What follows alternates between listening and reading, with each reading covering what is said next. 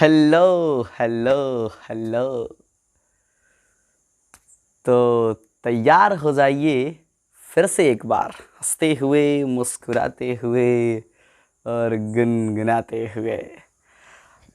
आज हम पढ़ने वाले हैं एक बहुत ही इम्पोर्टेंट और इस बार के एग्ज़ाम के लिए तो और भी ज़्यादा इम्पोर्टेंट टॉपिक। एक ऐसा टॉपिक जिसे बोर्ड ने अभी तक 3 बार पूछ चुका है 5-5 नंबर में, 2009, 2019 और 2021। क्या है वो सवाल, क्या है वो टॉपिक? टॉपिक है विद्युत द्विध्रुव के कारण, विद्युत द्विध्रुव के कारण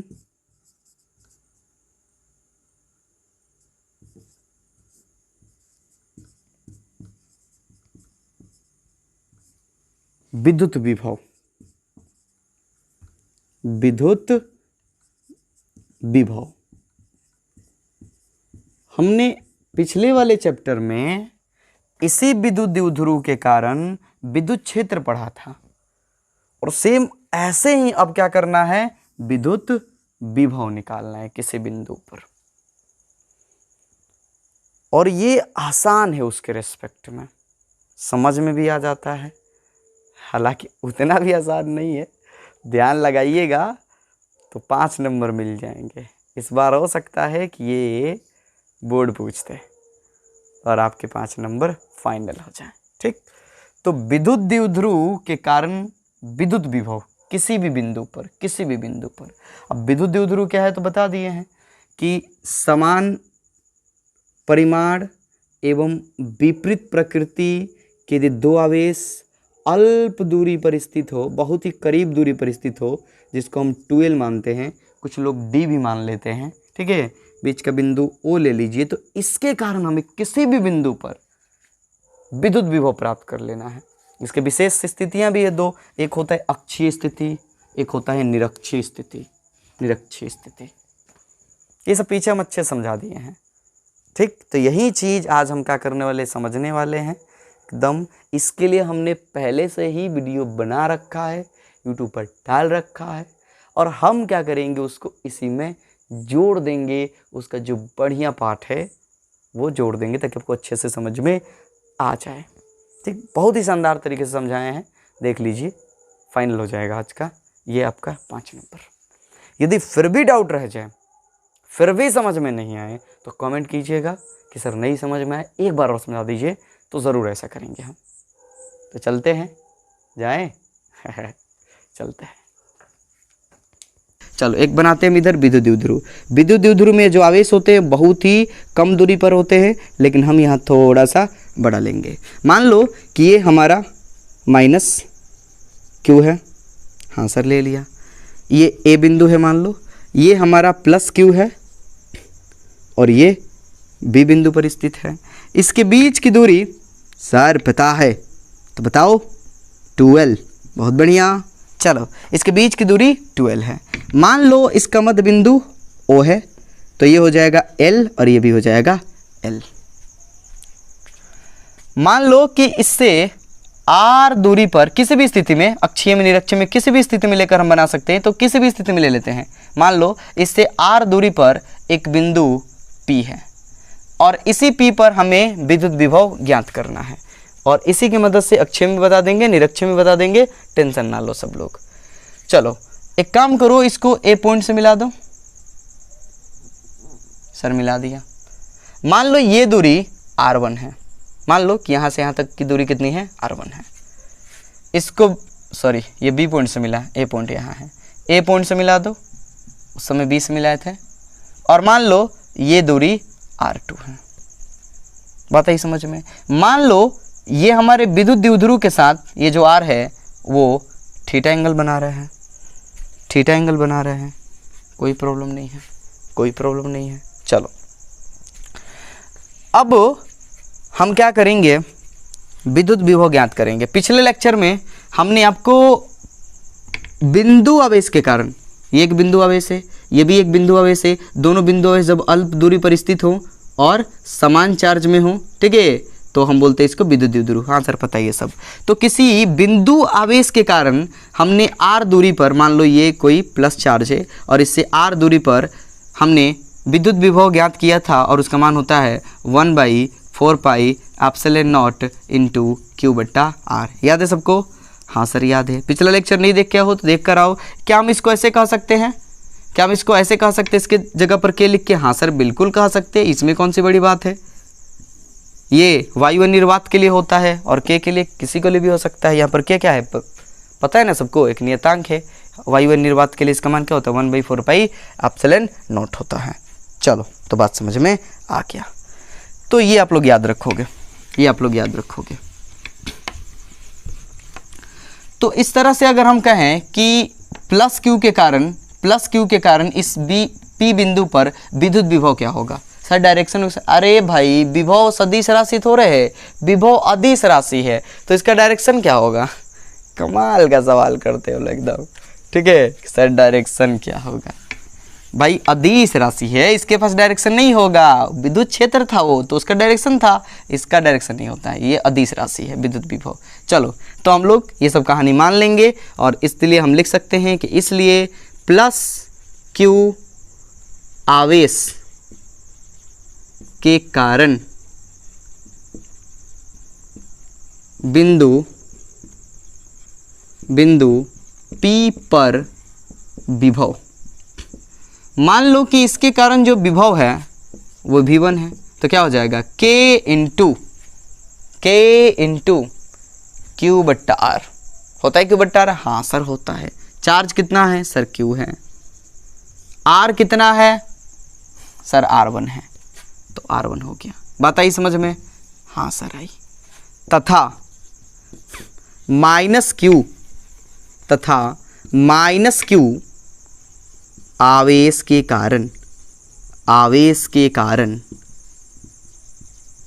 बिंदु P पर विभव। बताओ भाई सर क्या बताएं?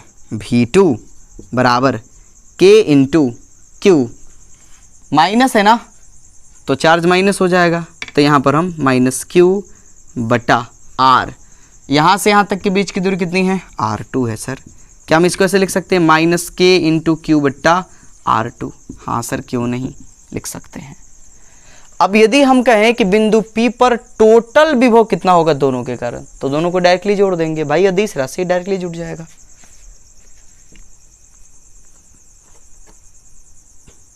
अब या इसलिए बिंदु P पर कुल विभव V बराबर क्या हो जाएगा? V1 plus V2। बोलो क्लियर है? बोलो क्लियर है सब लोग? हाँ सर क्लियर है। दोनों को जोड़ दीजिएगा। अब यहाँ चेक करो V1 का मान कितना है? K इंटू Q बट्टा R1 प्लस V2 का मान कितना है? माइनस, तो माइनस K इंटू Q बट्टा R2। क्या लिख सकते हैं इसको हम? सर लिख सकते हैं K इंटू Q बट्टा R1 minus K into Q बट्टा R2। K इंटू Q दोनों में कॉमन है, कॉमन कर लो, क्या हो जाएगी कहानी? तो K इंटू Q कॉमन हो जाएगा, तो उधर बच जाएगा 1 बट्टा R1 माइनस वहाँ बच जाएगा 1 बट्टा R2। बोलो क्लियर है? बिल्कुल क्लियर है। अब यदि हम यहाँ पर एलसीएम निकालते हैं तो क्या मिलेगा हमको मिल जाएगा K इंटू Q, एलसीएम क्या हो जाएगा चेक करो, R1 इंटू R2, ये R1 से भाग देंगे कट जाएगा, R2 बच जाएगा, तो हो जाएगा R2 माइनस R2 से भाग देंगे, R2 से भाग देंगे, R2 कैंसिल हो जाएगा, R1 बच जाएगा, तो R1। बात आई समझ में? इसको मान लो समीकरण 1 है या 1 2 तो मान लिया, 3 है या 3 है, ये मान लो समीकरण 3 है। यहाँ पर जो V आया वो कितना आया? K into Q into R2 minus R1 बट्टा R1 इंटू R2। सर हो गया? नहीं भाई हुआ कहाँ, अभी तो हमें आर दूरी से ना चेक करनी है, इस आर के लिए चेक करनी है, हमने इन दोनों के लिए निकाला है। तो अब हम क्या करेंगे, इस R1 और R2 का मान खोजेंगे। सर कहाँ से खोजोगे? अरे भाई यहीं से खोजेंगे, और कहाँ से खोजेंगे, इसी डायग्राम से खोज लेंगे हम, मिलेगा नहीं तो जाएगा कहाँ। चलो तो इतना सब लोग जल्दी से स्क्रीनशॉट ले लो, क्योंकि हम इसको मिटाने वाले हैं। ले लो ले लो भाई जल्दी से, ये वीडियो पॉज करो और नोट करो। सर आप कैमरा हिला रहे हो, चलो भाई ठीक है। अब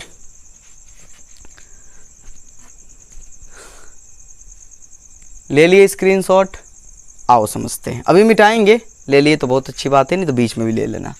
अब एक काम करते हैं, हमें R1 और R2 का मान चाहिए, ठीक है, क्योंकि हमें यहाँ R दूरी से ना चेक करनी है, R दूरी से चेक करनी थी, ये R1 और R2 आ गया, तो इसको हमें चेंज करना होगा। एक काम करते हैं कि P को केंद्र मानकर यहाँ से B से एक चाप खींचते, ऐसे एक B से यहाँ इस पर चाप खींचते हैं। ध्यान से ऐसा मान लो कि हमने एक ऐसे चाप खींच दिया, ये चाप है, मान लो ये चाप है, कोई दिक्कत नहीं, सीधा भी बना सकते हो, चाप की तरह बना लो। उसी तरह से इसका नाम क्या दिया जाए, M दे दिया जाए, हाँ सर दे दिया जाए। चलो उसी तरह से फिर B को केंद्र मानकर अब की बार O पर ले जा करके यहाँ एक ऐसे चाप खींच देने हैं, यानी कि ON। बात आ रही समझ में? हाँ सर आई। यानी यहाँ से हमें चाप खींच लेने हैं, ध्यान से एकदम। जैसा कि सबको पता है कि विद्युत द्विध्रुव तो बहुत ही छोटा होता है और इससे R दूरी पर है, तो इसकी तुलना में यानी जो 12 है उसकी तुलना में R बहुत ही दूर होता है, बहुत ही दूर होता है, बहुत ही दूर। अब ध्यान देना, ये तो हमने जूम करके बनाया ताकि आपको दिखे। अब ध्यान देना सब लोग, ये देखो, अब इसके बीच में एक बिंदु है, वो R दूरी पर है। क्या सर एकदम खिचड़ी बना दी है। चलो समझो इस बात को, मान लो ये छोटा सा है, ठीक है, और यहाँ से ये बीच की दूरी है, ये बीच का हो गया, ये R है, ठीक है, ये P है। ध्यान से एकदम ध्यान लगाए रखना। और यहाँ से अगर हम मान लो इसको मिला दें, फिर यहाँ से अगर हम इसको मिला दें, क्योंकि बहुत ही अल्फ है, और यहाँ से त्रिज्या मानकर अगर मान लो कि हम यहाँ चाप खींचते हैं तो क्या होगा, वो तो एकदम सरल लिखा हो जाएगा। ऐसे चाप खींचोगे, मान लो ऐसे, मान लो कहीं से चाप खींचे, एक बड़ा सा ऐसे चाप खींचे, और इसका छोटा सा हिस्सा लो तो थोड़ा एकदम देखो, जैसे ये जितना छोटा है ऐसा छोटा सा लो तो क्या हो रहा है, ये मुड़ रहा है, एकदम सरल रेखा की तरह हो रहा है कि नहीं, एकदम सीधा। हाँ सर सीधा हो रहा है। तो क्या ये एक सरल रेखा हो जाएगा? हाँ सर हो जाएगा। क्या ये भी एक सरल रेखा हो जाएगा? हाँ सर हो जाएगा। और क्या ये दोनों एक दूसरे पर लंबवत होगा कि नहीं होगा? आओ चेक करते, इसको भी चेक करते। बहुत ही दूर है, मान लो कोई बिंदु ऐसे है, ठीक है, और एक बिंदु यहाँ पर है मान लो, और इसके साथ हमें ये मिलाने हैं, ये मिल गया। बात आ रही समझ में? अब जरा चेक करो, इसको मिलाओ तो, इन दोनों को मिलाओ तो क्या होगा, एक दूसरे के एकदम क्या होंगे, लंबवत होंगे कि नहीं होंगे? हाँ सर होंगे। बहुत ही दूर जब करोगे तो ये ऑटोमेटिक क्या होगा, वहाँ पर लंब हो जाएगा। हाँ सर हो जाएगा। क्यों? क्योंकि बराबर लिए ना, देखो ये जितना है उतना ही वो लिए हैं, ये जितना उतना, अरे भाई चाप खींचे हैं तो जितना ये R1 होगा उतना ही ये MP होगा, जितना ये R1 होगा उतना ही ये MP होगा। चाप खींचे हो भाई, चाप खींचे हो तो जितना इधर का लिए उतना ही इधर आया होगा। हाँ सर, उसी प्रकार यहाँ से चाप खींचोगे, यहाँ से अगर चाप खींचोगे तो जितना ये होगा यानी R होगा उतना ही NP होगा। हाँ सर होगा। तो अगर हम बराबर दूरी पर इसे बिंदु ले, यानी कि ऐसे ले तो ये क्या होगा, लंबवत हो जाएगा। ऐसा होगा कि नहीं होगा? हाँ सर होगा। चलो तो अब उस तरह से हम लोग ज्ञात कर सकते हैं। यहाँ पर हम मान लेते हैं कि ये 90 डिग्री का एंगल बना रहा है, एक सरल रेखा है ऐसे। फील आ गया सबको? क्यों हुआ ऐसा पता है सबको? अभी लिखेंगे। मिटा दे इसको, मिटा दे पूरी कहानी। हाँ सर मिटा दो, आपका बोर्ड है, आपकी मर्जी, हमसे क्या पूछ रहे हो? अरे भाई मज़ा आ रहा है ना, काहे गुस्सा हो रहे हो? चलो तो ये हो गया, ये वाला छोड़ दे रहे हैं ताकि आपके सामने दिखते रहे, और इसको हम लोग यूज करने वाले हैं। चलो अब हम क्या करेंगे, लिखेंगे हम लोग कि हमने यहाँ क्या किया कि P को त्रिज्या मानकर BM तथा ON चाप खींचा। लिखेंगे अब P को केंद्र मानकर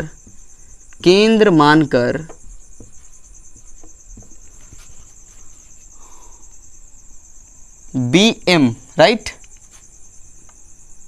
P को केंद्र मानकर BM तथा ON चाप खींचा, ये हो गया। अब यदि ये चाप है, यदि ये क्या है, चाप है, चाप सर, चाप, अरे भाई चाप, ठीक है। तो आपको पता है कि यदि ये चाप है, जैसे मान लो कि ये क्या है, एक ऐसे हो गया, और उतना ही दूरी पर चाप खींचने का मतलब उतना ही दूरी पर ऐसे हो गया। अब अगर दोनों बराबर है, ऐसे मिलाओगे तो ये क्या हो जाएगा, लंबवत हो जाएगा। सर कितनी बार एक ही बात बताओगे, समझ में आ गया है भाई, हम बिना समझाए छोड़ते नहीं है ना, तो क्या हमारी आदत हो गई है। अब P को केंद्र मानकर हम BM तथा ON क्या कर दिए हैं, चाप खींच दिए हैं। तो यदि हम ये चाप खींचे हैं तो क्या कह सकते हैं कि यहाँ पर BM OP लंब होगा। कब कब लंब होगा, ऐसे नहीं लंब होगा जब ये जो 12 है वो R की तुलना में बहुत ही छोटा हो, तभी होगा। हाँ सर, यदि 2L या L भी कह सकते हो, 2L कह लो या L कह लो, L ही कह लो, यहाँ पे देखो तो आधा ही ना है, हाँ सर आधा ही है। यदि L बहुत छोटा हो किससे, R से, यदि तो हम क्या कह सकते हैं कि BM लंब होगा OP तथा ON लंब होगा AP। बात आई समझ में? हाँ सर बिल्कुल आई, बिल्कुल आई, मज़ा भी आ गया एकदम, पता भी चल गया ये क्यों लंब होगा, क्यों लंब होगा, क्योंकि दूर लेकर जाओगे तो लंब तो हो ही जाएगा। चलो बात समझ में आ गई, दिखा दिया हमने। अब हमें क्या करना है, R1 निकालना है यहाँ से। बताओ R1 बराबर क्या होगा,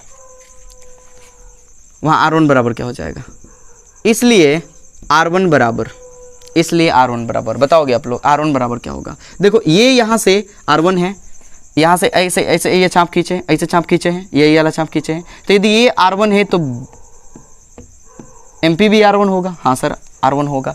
तो ये टोटल में से अगर हम ये घटा ले, अगर हम ये टोटल में से, अरे भाई ये टोटल में से ये R1 होगा ना, यानी कि ये R1 होगा, R1 चाहिए हमको, तो टोटल में से अगर हम ये घटा ले तो यही बचेगा। हाँ सर बचेगा, यानी कि OP माइनस MP, ऐसे लिख लो, OP माइनस MP, R1 बराबर होगा। ये क्यों होगा, अरे भाई ये R1 है, इतना क्या है, R1 है। हाँ सर पता है सबको, बिल्कुल। अब एक बात बताओ आप लोग, क्या गलत लिख दिए, अरे यार MP लिख दिए, OP माइनस OM, बहुत सॉरी। चलो समझो सब लोग कैसे आ गया। देखो हमको चाहिए R1, फिर लाते हैं थोड़ा सा, ये R1 यानी ये चाहिए यहाँ से यहाँ तक चाहिए, तो ये पूरे में से ये वाला हटा दो, ये पूरे में से ये वाला हटा दो, यहाँ से यहाँ तक क्या करके जाएगा, मिल जाएगा। हाँ सर मिल जाएगा, उस समय पता नहीं क्या बोल रहे थे, बाउंड जा रहा था। तो OP में से हम ये घटा देंगे। आओ OP क्या बताओ, तो OP सर R है, माइनस OM कैसे निकालोगे भाई, OM कैसे निकालोगे। अच्छा एक बात बताओ कि यदि ये एंगल थीटा है, ऊपर वाला 90 डिग्री है, ये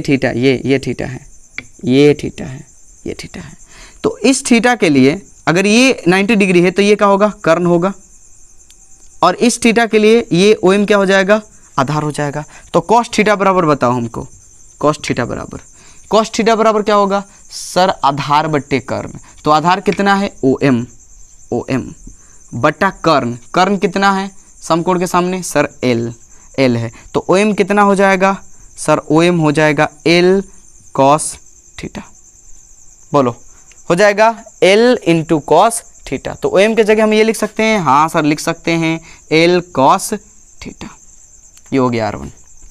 खुश है सब लोग, हाँ सर खुश है, बहुत खुश हैं। तथा R2 बराबर, जरा चेक करना R2, आओ समझते हैं R2। ये देखो ये R को इसे त्रिज्या मानकर इसे लेके गए हैं, तो R2, तो ये तो यहाँ से यहाँ तक R होगा, ये यहाँ से यहाँ तक का होगा R होगा, पूरा R2 चाहिए हमें, पूरा R2 चाहिए, ये पूरा है। तो R2 बराबर क्या होगा, आप बता सकते हो सर, R2 बराबर होगा AN प्लस NP। हाँ सर ये तो होगा AN प्लस NP। कहीं दिक्कत तो नहीं सर, यहाँ माइनस हुआ यहाँ प्लस हुआ, अरे भाई उधर R1 निकालना था, ये छोटा वाला ही निकालना था, तो घटाना है, और इधर तो ये पूरा निकालना है, हमें पूरा R2 दिया, ये पूरा, तो पूरा निकालने के लिए AN प्लस NP करना होगा। हाँ सर बुझा गया, AN प्लस NP। AN ये छोटा सा हिस्सा, आओ चेक करते हैं ये छोटा सा हिस्सा क्या होगा। अगर ये एंगल थीटा है, अगर ये एंगल थीटा है तो क्या कह सकते हैं कि ये भी एंगल थीटा होगा। सर वो क्यों? अरे भाई जब ये बहुत दूर है, बहुत दूर है तब नहीं कह सकते कि भी एंगल थीटा होगा। हाँ सर कह सकते हैं जब बहुत दूर है तो। ये देखो ये मान लो ये पॉइंट है, ये यहाँ चले और ये यहाँ चले, ज़रा चेक करना सब लोग, क्या एंगल बदल रहा है, ये यहाँ चले, ठीक है, और मान लो कि ऐसे हो गया, ये ऐसे हो गया, ध्यान देना आप लोग, ठीक है। अब ये एक एंगल और यहाँ एक बीचों बीच में ये एक चल रहे हैं ऐसे, क्या ये दोनों अलग अलग दिख रहे हैं? अगर ये बहुत ही छोटा है तो ये वाला एंगल का होगा एकदम समान होगा, बहुत दूर है तो थोड़ा सा का फर्क होगा, थोड़ा सा का फर्क होगा तो उतना चलता है।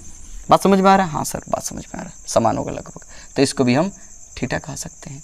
अब जरा चेक करो कि इसके लिए भी क्या होगा, AN कितना हो जाएगा सर, वही हो जाएगा L cos थीटा। निकाल के देख लो आप लोग, उतना ही आएगा, AN जो होगा L cos थीटा होगा, प्लस NP कितना है, अगर हम R को त्रिज्या मानकर इसे खींचे हैं, R को त्रिज्या मानकर, तो ये टोटल यहाँ से यहाँ तक का होगा सर R होगा, तो ये हो गया।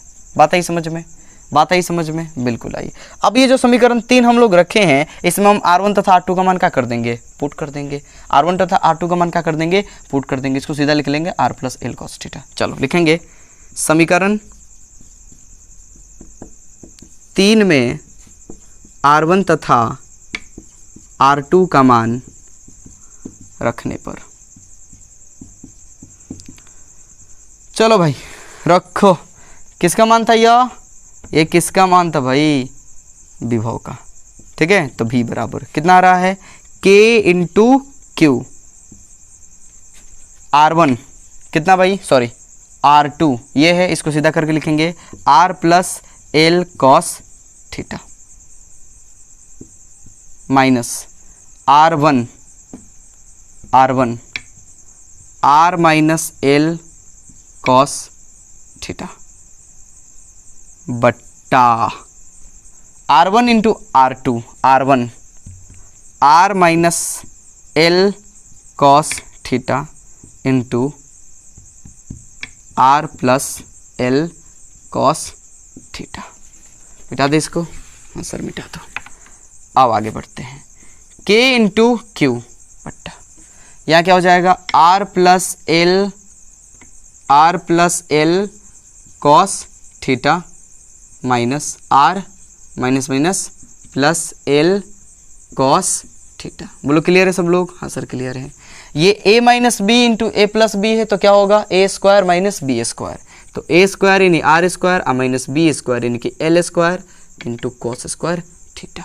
बोलो क्लियर है?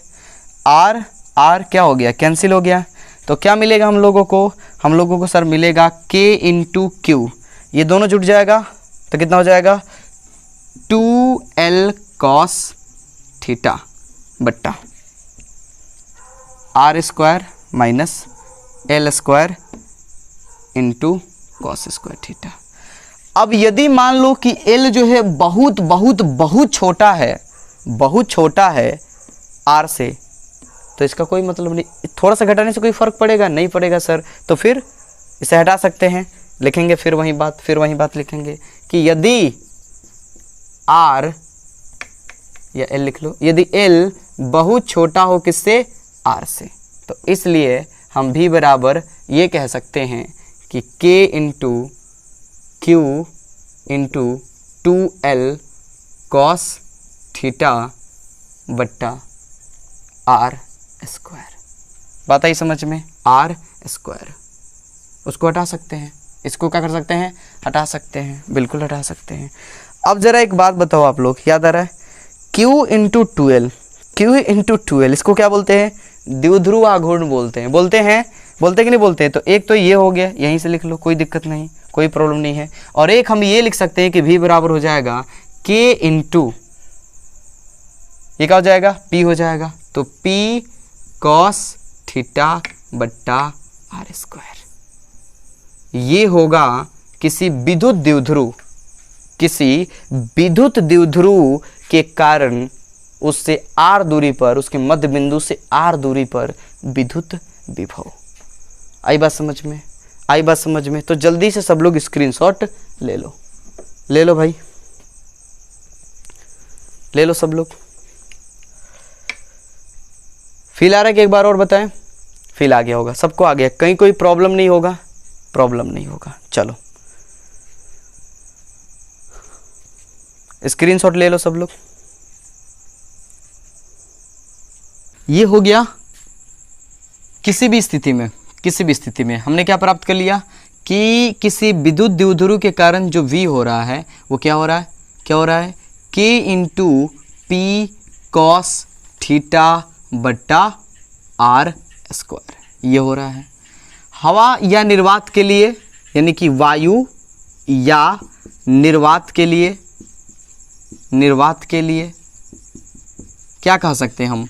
कह सकते हैं सर V बराबर हो जाएगा 1/4 pi epsilon not into P cos theta बट्टा R स्क्वायर, ये हो जाएगा।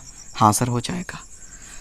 अब एक सवाल आपके माइंड में चल रहा होगा कि सर ये तो किसी भी सिचुएशन में हो गया, अगर हमें अक्षीय में ही ज्ञात करना है तो क्या होगा, यदि हमें निरक्षीय में ज्ञात करना है तो क्या होगा? बिल्कुल आसान है। आओ, पहला अक्षीय स्थिति में, अक्षीय स्थिति में, अक्षीय स्थिति में, चलो आप सभी को पता है कि यदि अक्षीय स्थिति में होगा, अक्षीय स्थिति में होगा इस तरह से मान लो इस तरह से हो गया, तो फिर यहाँ जो बीच की दूरी यहाँ से लेंगे हम r, और ये जो हमारा विद्युत द्विध्रुव है उसके द्विध्रुव आघूर्ण कि दोनों का डायरेक्शन तो सेम होगा। हाँ सर यहाँ तो थीटा बन रहा है, यहाँ कोई एंगल नहीं बनेगा, यानी कि 0 डिग्री एंगल बन जाएगा। तो अक्षीय स्थिति में V क्या हो जाएगा? V हो जाएगा 1/4 pi epsilon not into P cos 0 बट्टा R स्क्वायर, बराबर क्या हो जाएगा? तो बराबर हो जाएगा 1/4 pi epsilon not into cos 0 का मान 1, तो हो जाएगा P बट्टा R स्क्वायर। बात आई समझ में? ये हो गया अक्षीय स्थिति में। निरक्षीय स्थिति में क्या हो जाएगा? देखो चेक करो, बहुत आसान है, बहुत आसान है। निरक्षीय स्थिति में, निरक्षीय स्थिति में, निरक्षीय स्थिति में क्या हो जाएगा? V बराबर 1/4 pi epsilon not into P cos, इस बार एंगल कितना बनेगा? निरक्षीय स्थिति में, निरक्षीय स्थिति में ये विद्युत द्विध्रुव निरक्षीय स्थिति में इस तरह से होगा, यानी कि जो हम r दूरी लेंगे यहाँ से, और ये जो हमारा ये है और ये जो दूरी, इसके बीच का एंगल कितना है?